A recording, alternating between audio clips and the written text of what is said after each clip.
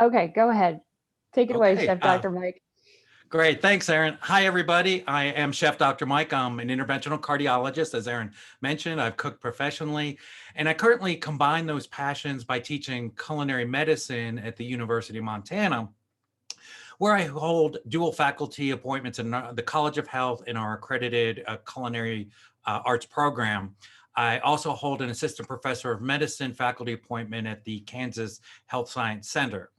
And I'd like to start this evening by taking you on a journey. So I want you to relax, put your feet up, get a nice glass of warm tea, and if you can, relax and start to imagine.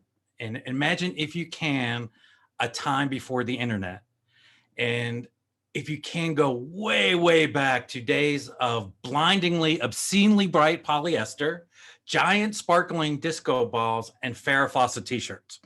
Now, for some of you, I'm going to actually pause because you may need a moment to go ahead and Google exactly what those are. But I assure you that that time was real, and it was the 1970s. Now, imagine, if you can, a short, overweight, socially awkward third grader. He's the new kid at school again. He goes and he checks out a bright brick red rubber dodgeball for recess. Not because he has any particular plans with it, but in the hopes that if he's the kid with the ball, he'll get an invite to play with the others. It is a slightly pathetic strategy born of desperation, and quite literally, it embodies the play with me or I'm going to take my ball and go home approach. But unfortunately, even that doesn't work. Instead, he bounces the ball alone around the outskirts of the asphalt recess area. And the reason's simple. There are a lot of brick red rubber dodgeballs that you can check out for recess.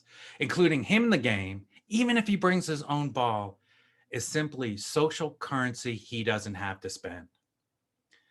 But the humiliation is not limited to the playground. He's such a pariah that the mob mentality affects the teacher, Mrs. Hammersmith. She is a fearsome woman, and one of those rare instances where you wonder if that's really her name or just an incredibly accurate descriptor she adopted. She wasn't particularly tall, but she was particularly wide. She had shockingly white hair in this super tight bun that was wrapped so tightly you wondered if that wasn't the cause of a rather unpleasant disposition. She wore over the top makeup that was more at home in a Caribbean port city than a small Puritan New England town. But even amongst all those things, that was not her most memorable feature. Her most memorable feature was her voice. It was this loud, booming bass that crackled with authority. When she spoke, it was as if the god of thunder himself was talking. And if the new kid can't join in the reindeer games, at least he has books and desire. So when recess ends and the last classroom session of the afternoon begins, he's ready. He has studied. He is prepared to show them all that he can be better than them, that he is better than them.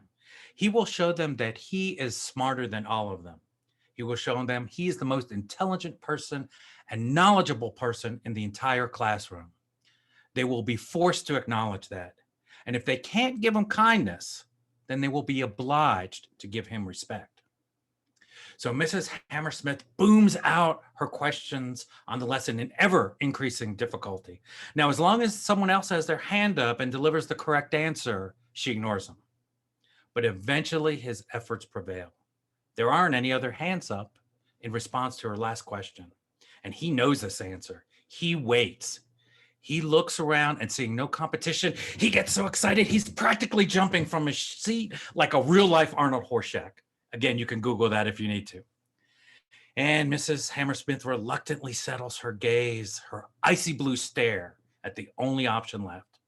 And he can't wait. He's on the edge of his seat in anticipation. It's his time and his moment right now. And then Mrs. Hammersmith, with a Grinch-like smirk, simply calls out, "New boy?" And the answer no longer matters. She has refused to acknowledge that he even has a proper name. She has denied him a place in the tribe. The powers that be have cast him beyond the pale. The gods have decreed him an outcast. The social order is sealed. Bouncing red balls don't matter. Books don't matter.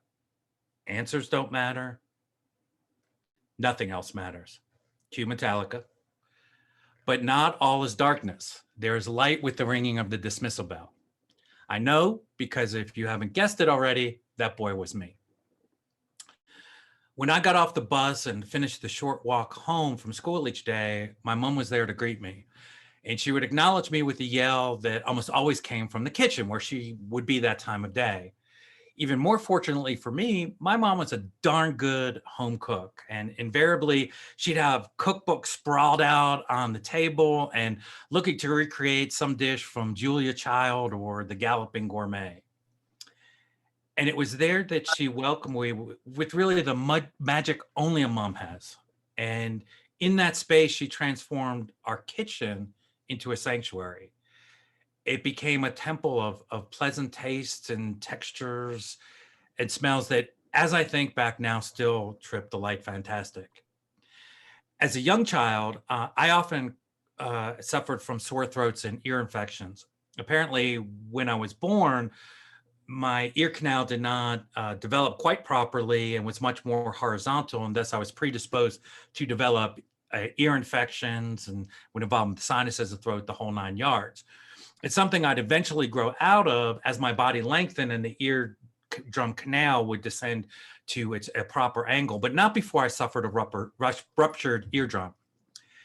And it was during times like that that my mom would work her magic. She'd make her from scratch chicken soup. It would involve, I learned many years later, and I'm sure all of you know, essentially making a from scratch chicken stock. And such a traditional stock contains all the bits and bobs that, you know, you'd find today in the, you know, quote, superfoods like bone broth. And she'd serve that with some vegetables like carrots and parsnips that had cooked all day as she made the broth. And she'd add back in chunks of the chicken carcass that she had cooked along to make the soup.